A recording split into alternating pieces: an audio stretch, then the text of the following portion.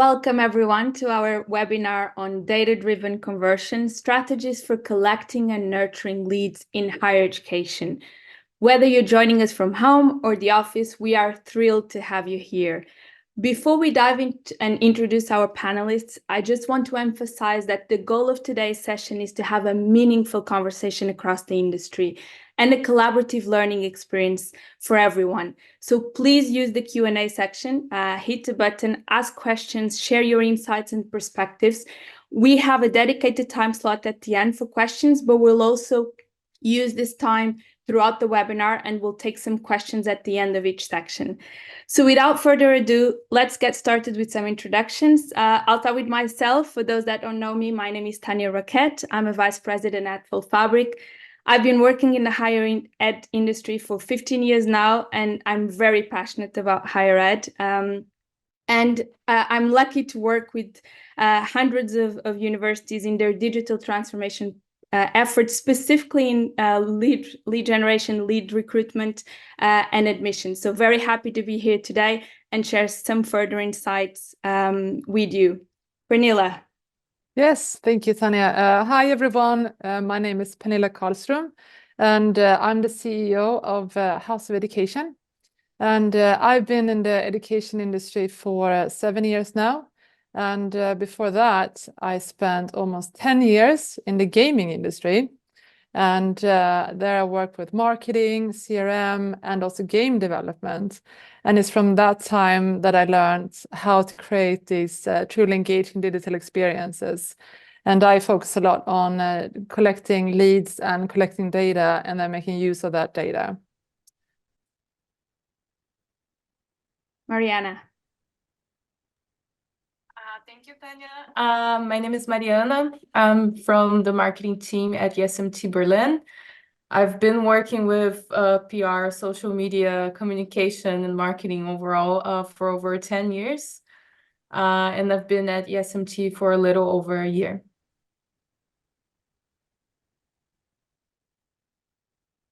So I will get started presenting some of the current challenges and trends that we have seen on higher education, not only at ESMT, but talking to other business schools. Those are some trends that we've been perceiving in the last couple of years.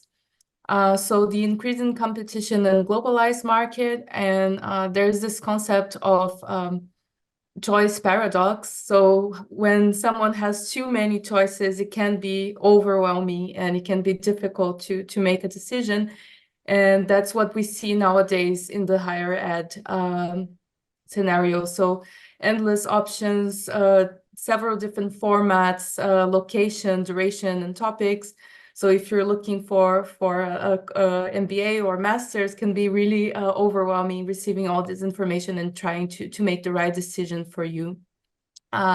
Added to that, the applicants also struggle a lot with political and economic uncertainty, depending on the country that they come from or the country that they want to go to. This can be a real challenge, especially if you're moving abroad to do a program. If there's a lot of political and economic uncertainty, this is definitely something to consider. And for us working in marketing, we noticed the demographic differences in marketing preferences. So depending on the generation, but also depending on the country or the region that you are located, you have different preferences. Maybe you want to be contacted by email or only by phone or by WhatsApp. So there are those differences we need to consider. And the increasing concerns with sharing personal data. So ESMT is based in Berlin and in Germany, and especially in Germany, I think there's an increasing concern about sharing personal data. Even things like name and email can be really uncomfortable for some applicants to share in the beginning of their journey. So for us in marketing, this is something that also can be quite challenging. And data analysis to personalize outreach and optimize costs. So if we don't have a lot of data, we need to invest more to reach the audience that we want. And if the applicants are a bit shy to share their personal data, so it makes us makes it more difficult for us to actually reach the right audience.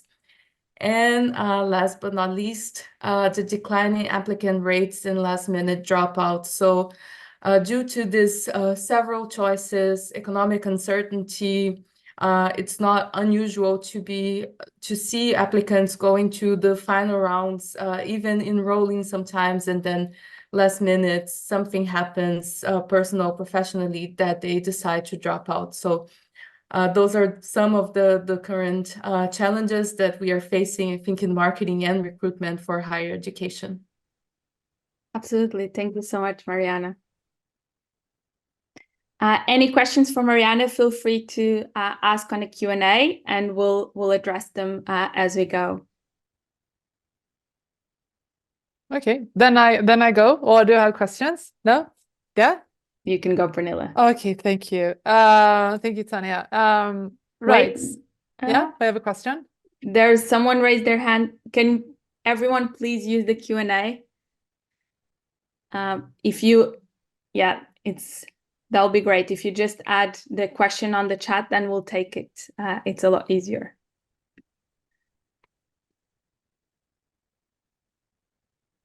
Let me see.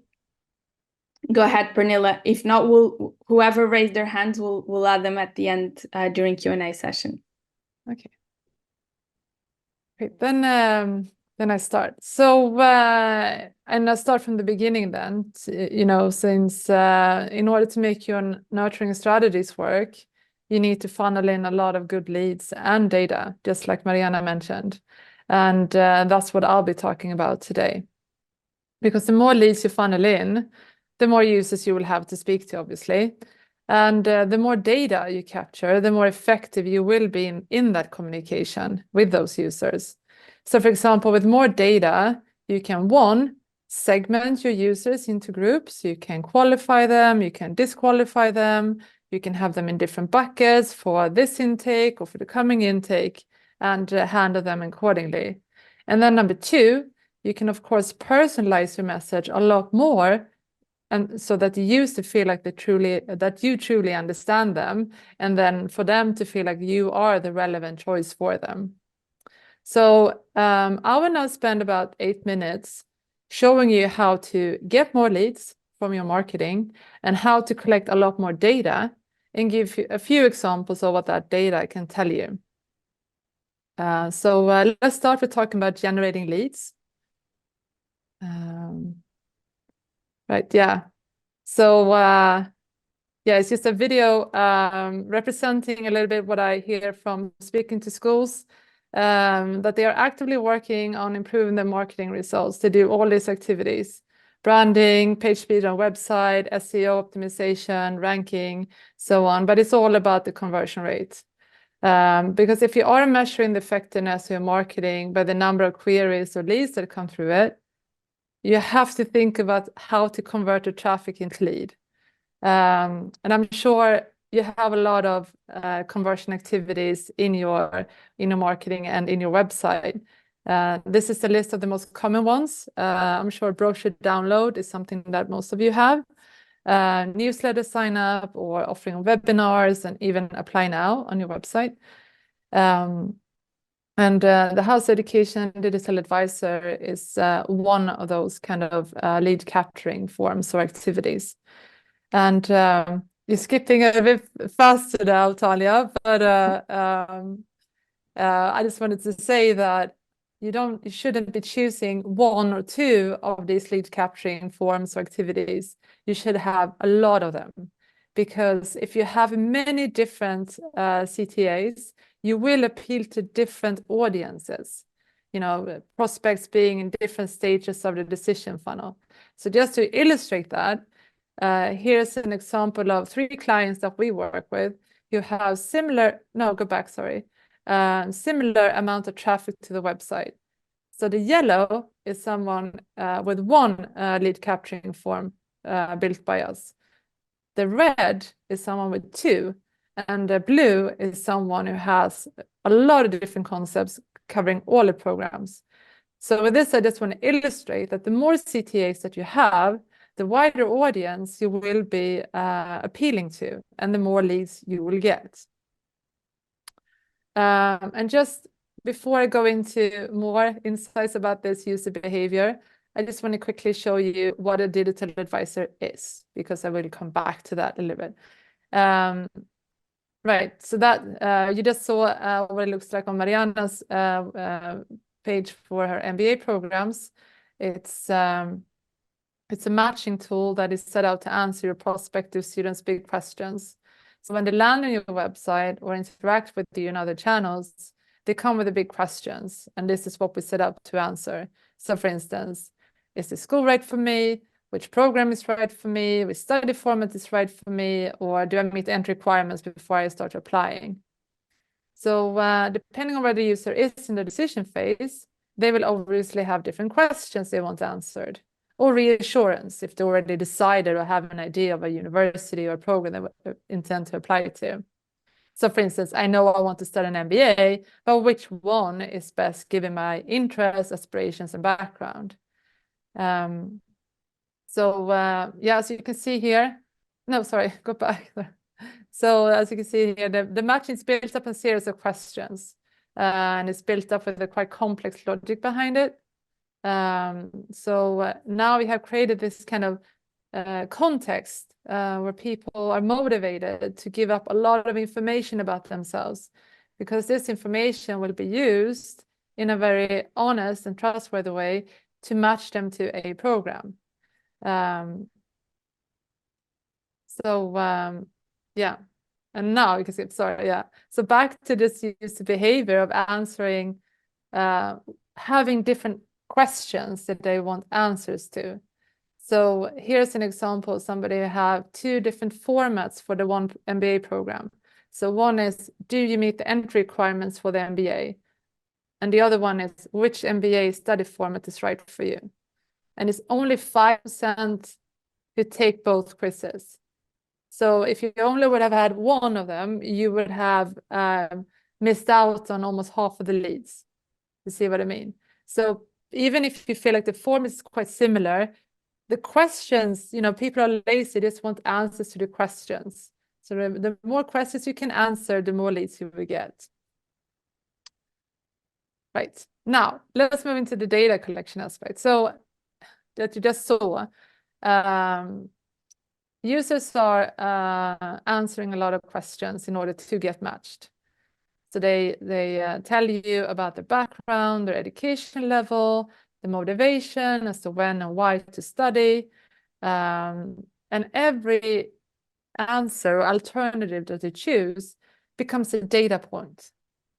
So all of a sudden you have data about every user, about the background, where they are in the decision funnel, and when they want to study, and so on. So here you also see how they get matched. And this means that you get a very rich and nuanced view of every user. And the view of a user could look like this, So here you have contact information, you have education background, motivations as to when and why they want to study, and whatever is relevant to your program in school. We even track the UTM source and campaign, so you can see which type of people are coming through which type of channels. And with this information, you can segment your users, you can qualify them, you can disqualify them, or handling them according to the different profiles that you want to work with. But yeah, so if we move beyond the profiling, by answering, asking all these questions, you can also get a grasp of what users really feel and are motivated by in a more softer way. And this is something you can use in your outreach. So for instance, here's an example of how users answered the question, what motivates you to study for an MBA? And for this school, the triple jump, as in, I want to change everything, was the main motivation for the majority, 27%. Was only 13% desire to change industry. And this is something you will see on an individual level, but also in an aggregated level for all your leads. And then you can use that in your marketing. And you can also look at data to understand your market and then overall, like Mariana was talking about, how different users prefer different communication channels. So this is an example of how users by region have answered the question, how do you want to continue communicating with us? So as you can see here, it's the African region that where a call from an advisor is very sought after.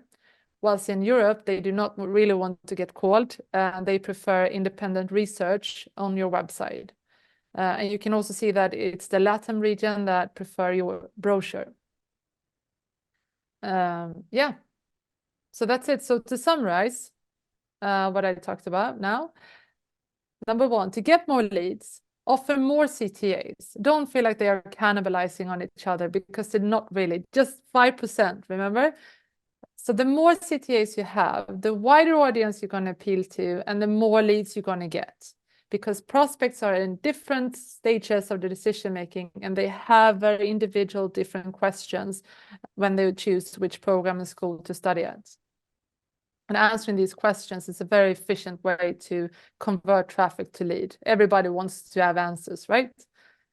And then number two, collecting data, because with data you can do a lot of things. You can lead and think about when you're capturing leads. Now you have the opportunity to collect a lot of data that you then funnel into your CRM system, such as FullFabric. And with that data, you can qualify your leads. You can tailor, personalize your nurturing, and you can understand your market a lot better. And of course, have a lot more fun working with your CRM. Yeah. Great. That's Thank all you, I had. Pernilla. That's very helpful. Mariana, do you want to address some of the questions from the audience to Pernilla? Yes, Pernilla, we got a question here from Violeta. At which point do you suggest that we add these questions? So at which point do we introduce the quiz to our leads? Because she said that they might seem a little overwhelming to a student that is currently browsing the web page. Or can we attract a potential lead to fill out such a questionnaire to collect this data? So can you share a little bit of the experience of your customers? Yeah, sure. Different formats work for different stages of the decision funnel, I'd say. So if you are browsing a website, you landed on a university or school website because you're thinking about studying. So the format that works really well for what we call the utter awareness phase is which program is right for me. So that's what everybody wants to know. They want guidance into the matching. They don't need to be that mature in the decision making in order to be interested in that. And that's what they want to have answered. So they are willing to answer all these questions in order to get matched to a program. So yeah, that's the format I would suggest, or that we see is the most efficient communication to awareness leads, for sure. Great, thank you. We received a couple more questions, but they are related to the presentation. So if the PowerPoint will be presented to the attendees after the webinar. Perfect. Yeah, we'll share the slides and the recording as well. And hopefully I'll be able to answer some of the questions in relation as well to the previous question, where to send some of these questions. So thank you so much, Pernilla. I think you addressed a lot of very interesting points, and I'll take it from here on. Now that you've collected leads, how can you as a university nurture those leads and ensure you convert them into students?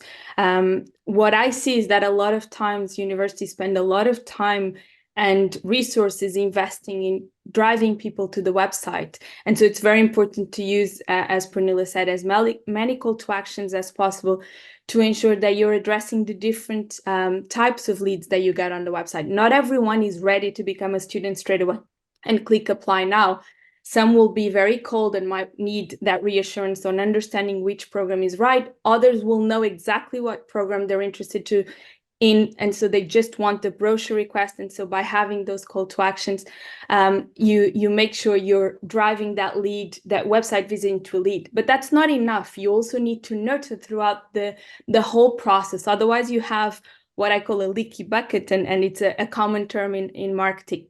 And it's a waste, because if you invest so much time and resources into driving people into lead, if you don't nurture them properly throughout the process, then all that investment goes to waste. And so what is lead nurturing? So lead nurturing effectively is a timely, efficient, and targeted approach to connecting with your prospects. And timely because you're actually sending content at exactly the right time, which is quite often a challenge, particularly if you're doing that individually on your own. It's also efficient because you can do it at scale, and targeted because you can personalize and segment, which are two concepts that I'll highlight further. And how do you do lead nurturing? In my opinion, marketing automation is the way, and is the way to be able to leverage. You need to leverage marketing automation to do lead nurturing process. Marketing automation allows you to trigger those content. And content, when I say content, the majority of people will think about email. And email is very, very important.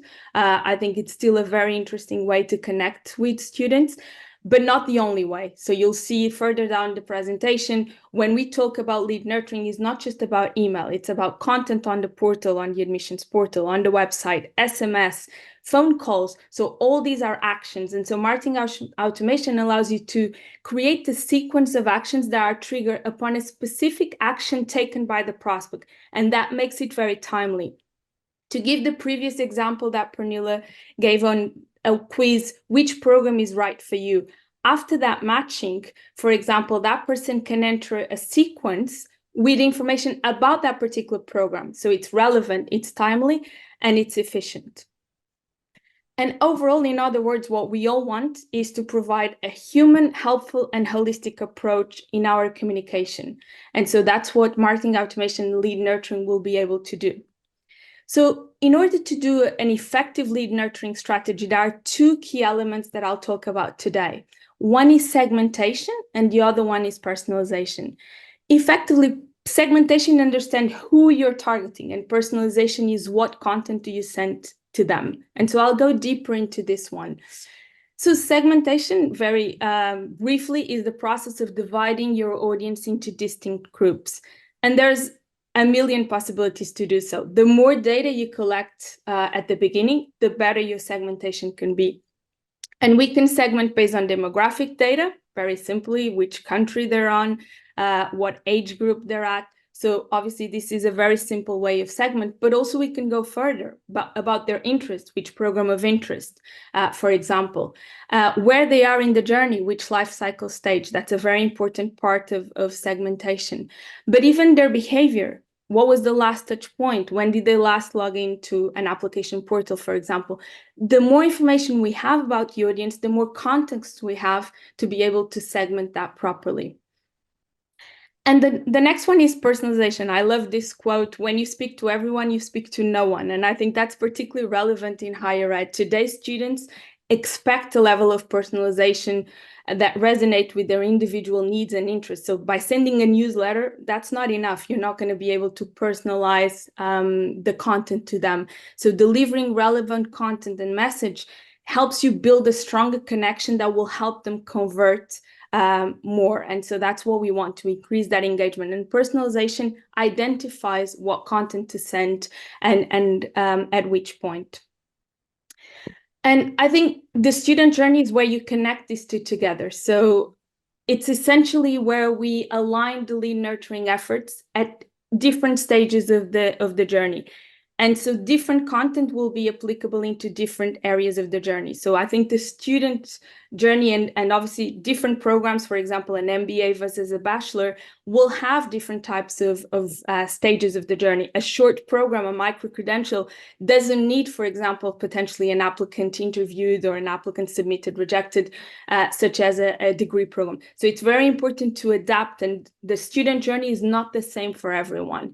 And so it's very important to think about your own student journey and what are the frequently asked questions that you get at each journey. That is the type of content that could be created into a sequence.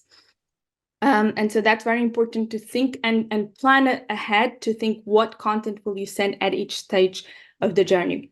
So today used 3 different examples, one for awareness, one for consideration, and one for decision. So we'll go into these 3 ones and show you some examples and some ideas of how you can use lead nurturing across these 3 stages.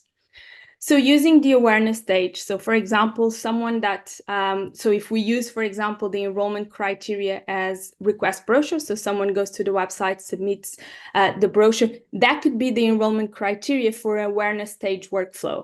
And again, straight away, they can receive a copy of the brochure, that's basic. And a lot of times that's what I see as the only action that universities take, but you can go a lot deeper. So in this example, for example, we're creating a sequence for across 28 days of sending more information. And again, when I say sending more information, it doesn't need to be only email. I think email is still very powerful if you're using segmentation and personalization, it can be very powerful. And there's a lot of information showing and data showing that email is still highly used, but more and more, it can't be the only mechanism used. So a lot of times it's important to use content, retargeting. There's a whole lot of actions that you can use in parallel. I think one of the important goals here, when you think about your own content, is think about all the different call to actions at each stage, each of the sections of the workflow, but also what moves people to a different workflow. For example, here in this example on day 7, if that person does follow the invitation to register for an info session, for example, that person should automatically be moved to prospect engage and not prospect cold, for example, and receive a different workflow. The same on day 20, if they are ready to speak with an advisor, and that can be an invitation by SMS or even a phone call that they get to, for example, or at this point to the previous question, that can be a link to a quiz to check the eligibility. If they do take that action, move to qualify. And at the end, if they're not taking any action across the workflow, also have a state for that. What do you do? Do you send a phone call? Do you send a permission pass? Are you still interested? So think about the entire workflow from what's the enrollment criteria, what's the exit criteria, and that could be multiple, and what do you do at the end? Feel free to ask any questions about awareness stage, and also be aware this is just an example. Then another example, middle of the funnel, and particularly in higher ed, this is a very important part. And here, this is not the middle of the funnel that I wanted to show you. It should be a started application. Let me see if that's here now. So middle of the funnel should be, for example, a started application. So let's assume the enrollment criteria was started application, which is not the image. So apologies for that. I'll move that into a... for started application, once they start an application and before they complete, that's a very important part of the journey. And so using information such as when did they last update their application, what is the percentage of completion, and any other information that is relevant throughout the application. That's a big part of the middle of the funnel workflow that you can use to keep the quality in progress applicants nurtured and make sure you maximize that conversion from started into submitted. Last but not least, and this is the correct image, bottom of the funnel. And this is particularly important because of one of the challenges that Mariana highlighted. So a lot of the applicants that have now been admitted, for some reason, first of all, they typically don't apply to just one university. So there's always typically students applying to multiple universities and then choosing the offers. But now if they're an offer holder, if the enrollment criteria is admitted, you want to encourage them to sign the enrollment form and pay the deposit as early as possible. And even then, it's not 100% sure that they will come, but it maximizes that conversion as much as you can. And I feel this is one of the most important areas, and where I think universities don't leverage workflows as much as they could. And again, here, we're not just talking about email. The portal that became the application portal in the case of Full Fabric, we encourage that to become the admitted student portal, where you can have specific information. For example, a welcome video, information about visa for those that are international students, life on campus, finding accommodation. Everything that you send by email regarding student onboarding, you can create content on the portal. I think here, Email is very powerful, SMS is very powerful, but having a dedicated portal where they consume the relevant content and create that engagement is super, super powerful and really maximizes that conversion from admitted into enrolled and making sure you reach your enrollment targets. So last but not least, and before I hand over to Mariana to show you how she uses House of Education and Full Fabric at ESMT, it's very important to measure, obviously, your lead nurturing efforts. So building an effective lead nurturing strategy requires continuous tracking and measurement. There's a lot that you can track, from open rates to click rates, obviously at each stage of the workflow. But for me, one of the ultimate most important reports that you can get is the funnel conversion report. So what is the percentage of leads that you're converting from one stage to the other? So this is particularly important, and you can benchmark across other universities. You can benchmark from year to year to see across different programs. But this is one of the most important ways of tracking if your lead nurturing efforts are as maximized as possible. So that's it on my side for now. I hope it was useful and very happy to take questions.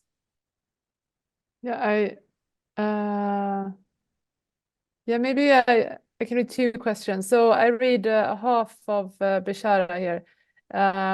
What if we are receiving a lot of leads, but the quality is poor? What is the best approach to reach them, phone or email? Like how should I segment them or treat them differently? Absolutely. So if you're getting a lot of unqualified leads, two things. So first of all, ask as many questions on the call to actions. If it's the request a brochure, there's a balance, because the more questions you ask, the lower the conversion from at that call to action. But so ask qualification questions and only move those that fulfill your criteria into qualified, for example. Even on the application form, for example, we have clients that have a two-step application form that moves people from applicant started into applicant qualified, and then only the applicant qualified will continue. I'm going to give you a very basic example. If you require 3 years of working experience, it doesn't make sense for you to receive applications of people with less than 3 years. And despite thinking the applicants should know that themselves and should self-qualify, there are things that you can do to qualify them.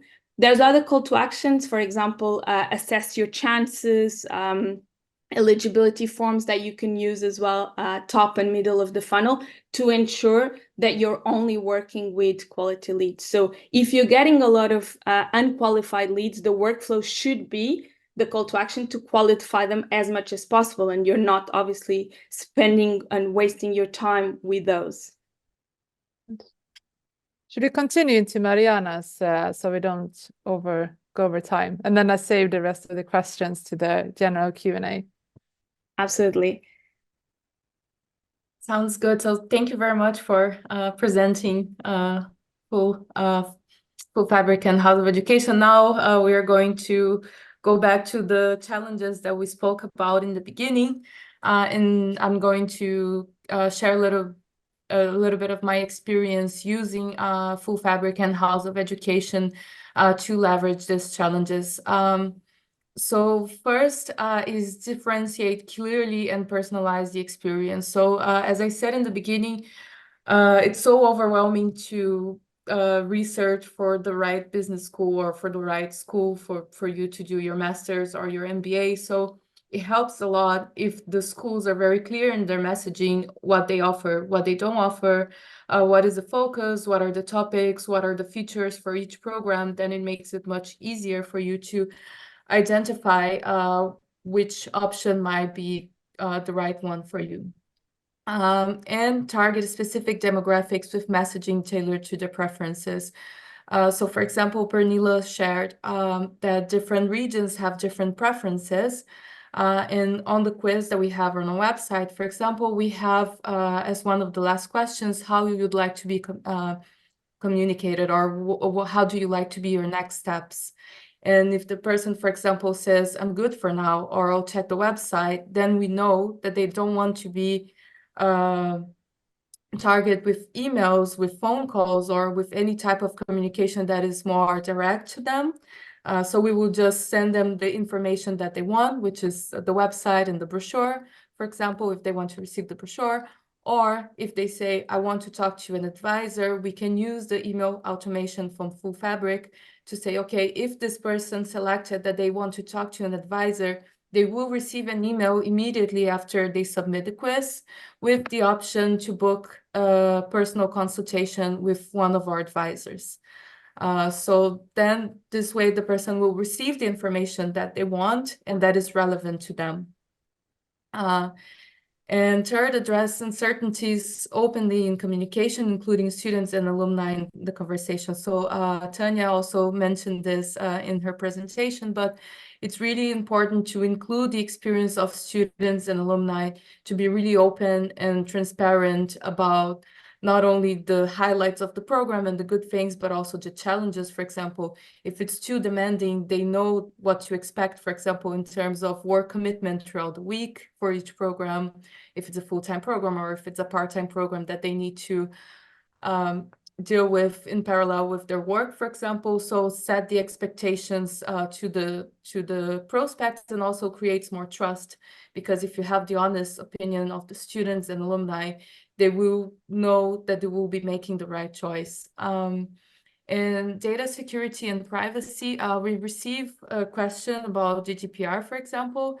And what we do is in every single form, every single event that we have, with also the help of Full Fabric, we have the privacy policy, we have the marketing opt-in. So if the person wants to be contacted by email, they can choose this, but they don't have to. And so we're really open and transparent about how we collect the data for which purposes, and we offer easy opt-out. So at any moment in the communication, if they want to stop receiving emails, for example, they just can easily unsubscribe.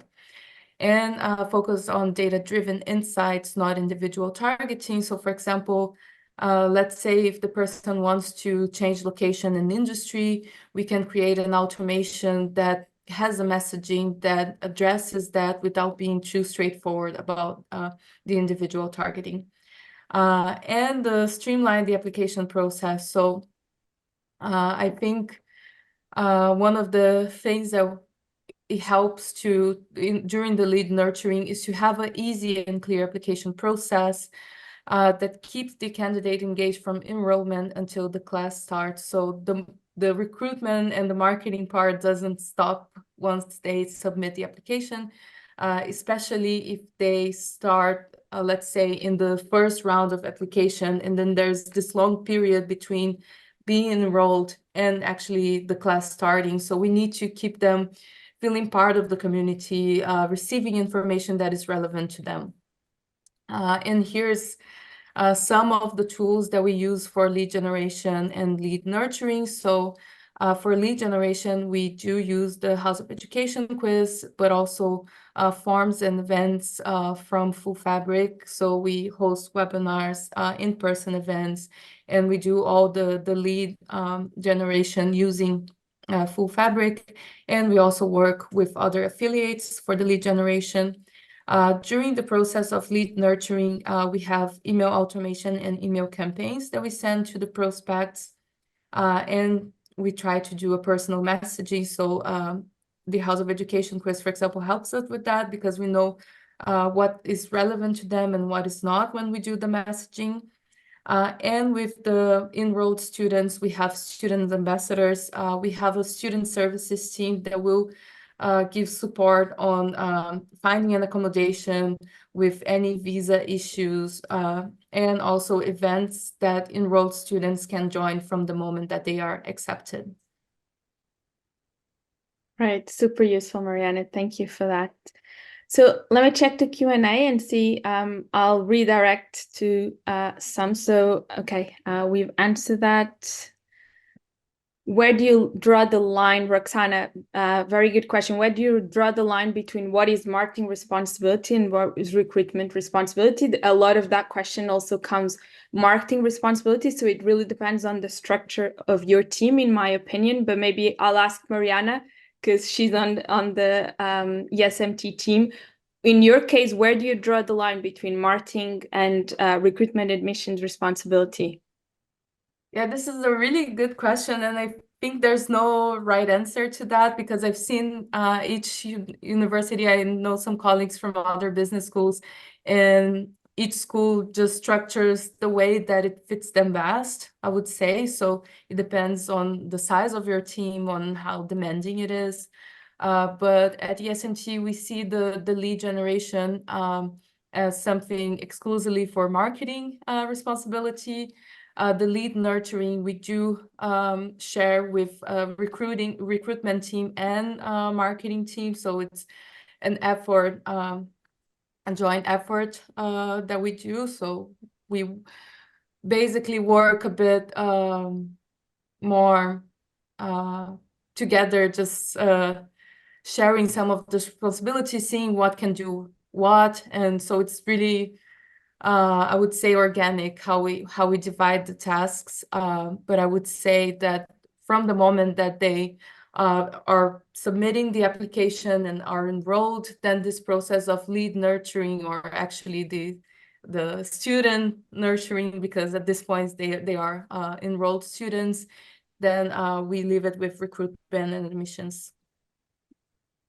Absolutely. I see that as a team effort as well, in my perspective. And a lot of times, even the admissions team, for example, for them to create certain workflows that are for in-progress applicants or even admitted, which is already admissions territory, marketing has a huge input in the content itself. So I think if the team is working together, the results of the lead nurturing and lead generation as well are a lot better. There's one more question from Natalie, and maybe I'll address that to Mariana. Is there a recommendation and frequency for communication when nurturing leads, in your opinion? We did a lot of research on that, and it really varies also depending on, for example, generation or depending on the region. But the average that we see is in the beginning a little more spaced out. So for example, if you're just in the beginning of your research, once every 2 weeks or once every 10 days could be enough. And if you already started an application, if you're more down the funnel, then we can communicate a bit more often without annoying them, basically. So I would say depending on the stage of the funnel, we can start a bit more subtle, and when they're really engaged and when they're really interested and they need to receive more specific information, for example, about the curriculum or about visa or about student life, then they can receive this with a bit more frequency, yeah. Absolutely. And you can also adapt. That's another thing that you can do. So I think that's very important. Thank you, Natalie. I'm glad it was useful. There's another comment from Anna that one major issue that you're facing is lead nurturing activities is missing marketing consent of many leads. As far as I'm aware, that should be mandatory. I know it changes from country to country, but and again, I'm not a GDPR expert, but I work with some. And as far as I'm aware, getting the privacy policy consent is mandatory according to GDPR. So if you're audited, you need to have an audit trail of when did that person provided consent to save that data in a CRM, for example. In Filfabri, that's the case, but also in which channel, for example, was it through a form submission, through an event? So having that tracking and the marketing consent is also important to understand how do they want to be contacted. That should be part of every form.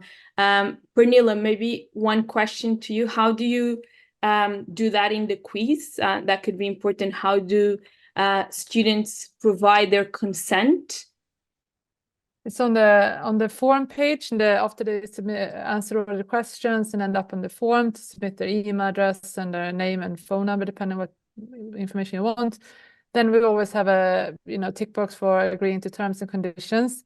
And this is also depending on which market and school we work with. Some schools want to have one tick for general terms and conditions, and one specifically for marketing consent.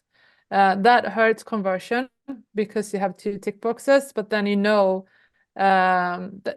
keeping them separate is required for some. So yeah, depends on how the university or the school want to do it. So we have different solutions to it, but we would never let through a lead without consent. Yeah, if I can just jump in to complement your answers, I think also maybe the way that I interpret this question is that sometimes we get a lot of leads, but they don't consent to receiving marketing. So how can we keep in touch with them or give them relevant information without their consent? Of course, we respect the GDPR, so we are not targeting them, we're not sending emails or anything.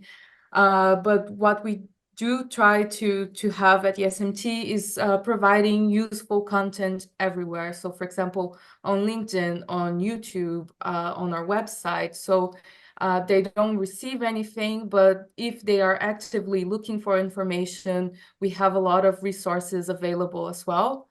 And having events and other opportunities to contact. Sometimes they might sign up for an event, for example, but not giving marketing consent, so they won't receive emails. But if they join the event, they will have this personal contact with us, for example. So there are some workarounds, even when the lead doesn't give the consent, that we can still offer them relevant information.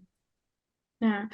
On that point, another thing I've seen being useful is also ask what kind of topics are they interested in. So, for example, they might not be interested in marketing content, but admissions content. So ask a little bit about what topics they're interested in, and then nurture them exactly. But yeah, if they say they don't want to be contacted at all, it's hard to move around it unless you then nurture them in a different way, retargeting, and then they say they want to be contacted by email or by SMS. But the topics could be a very interesting way to understand what topic they're interested in and then make sure it's relevant. So sometimes it's not necessarily that they don't want to hear from you, but they don't want to hear about that particular aspect or very high level information. I've heard that from other clients as well. Yeah. And some also have double opt-in. We send it through leads to the CRM, and they trigger an email asking for double opt-in again. Yeah. And So, once they have that, they start communicating. So different ways to solve that. Yeah, so that, for example, in Fullfiber, that's an option. So some clients make it mandatory to have double opt-in, others don't. And so you can specify what kind of opt-in you want to track. There's another question. Which marketing channels would you recommend to drive website visits and sign up when targeting MBA students? Google search, LinkedIn, or any others? Marianne, do you want to start with that one? Yes, sure. So I would say, at least in our experience, we try to do a mix of different channels, also because of those differences. For example, we have seen the newer generation, sometimes they don't go to Google search anymore when they're looking for something. They might even go to TikTok if they're doing a research. For example, I've seen a lot of younger students that if they are traveling, for example, or if they're looking for different MBA options, instead of going to Google, they will go to TikTok, let's say.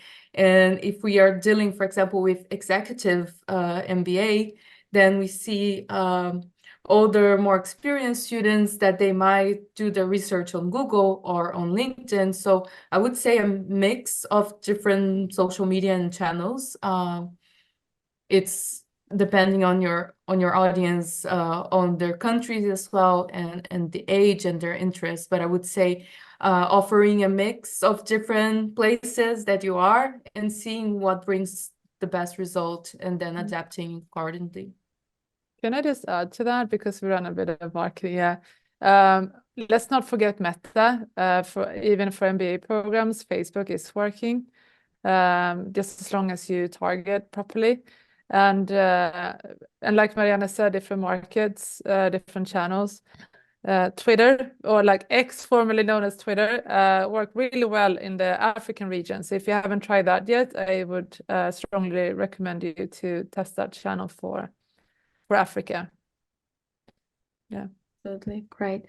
Another very good question that I see here, and I'll redirect that to Mariana, and then I can complement a little bit with what I know. How much do you see current students, alumni affecting decision-making prospects for leads?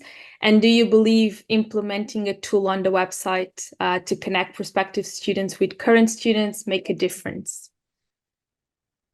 Yeah, so definitely I wouldn't say right in the beginning, in the awareness phase, might not be the most effective, but once they start learning more about the program, about the structure, about the location, they might be curious to learn more, for example, about the style of the classes, about the workload, about the social events, because of course in MBA, networking is everything, and they want to know also. Or, for example, if they are moving to a new country, they might be curious to know. So we have, for example, I don't know, like students from Latin America coming to Germany, and then they want to know about accommodation, about visa, or just about the overall vibe of the city, if you can get around with just English, or if you need to learn German. And those are the things that they appreciate if they can hear from other students that might come from the same region that they come. So I would say that's definitely important to have it in your mix of communication and activities. We add, for example, testimonials or videos in our email automation. So they have this option also to connect to one of our student ambassadors. So if you have the opportunity to have student ambassadors that can support you in your marketing activities, that's definitely useful. And if you include this option, for example, in your email automation to have a chat with a student or with an alumni, that's definitely useful. Yeah, absolutely. We have many clients that integrate with tools like Unibuddy, Student Ambassador, and to nurture those leads. I know we can't surface the entire conversation and use that for lead nurturing, because that would be very interesting. If we could understand what question to, that is not possible from the GDPR perspective, but at least knowing that they've triggered the conversation, that can be added. And so that is very interesting. But like Mariana said, I think less on lead generation, but more on lead nurturing, and as social proof as well. And again, whether that's on the website or as an email, a video testimonial, all those are suitable ways of using and leverage students and alumni for sure. Are the testimonials in emails at the top of the funnel or once the student has been admitted? In my opinion, Mariana, you would be great. I think testimonials should be across all of them. The bottom of the funnel, particularly when you're admitted, I think it's particularly important. And again, if you use some of the data that you have top of the funnel, for example, if they want to do an industry change and you use a testimonial of someone that has done an industry change, for example, or a promotion, that is very relevant. But I think testimonials and social proof is actually across the whole student journey. But Mariana, what do you think? And Pernilla, what do you think? Yeah, exactly. It's all over the funnel. And the interesting thing, for example, if we get this information from House of Education, if the biggest motivation for the person is changing the country, then we can personalize the messaging to show success stories of students who came to Germany, for example, and stayed afterwards, either in Germany or in Europe, working here. Or the biggest motivation is to create their own company, then we can show success stories from entrepreneurs that started a company during or after they did their MBA with SMT. So you can use the information that you have, the data that you have, to see what is the biggest motivation, and then show stories that prove that this is achievable with the program.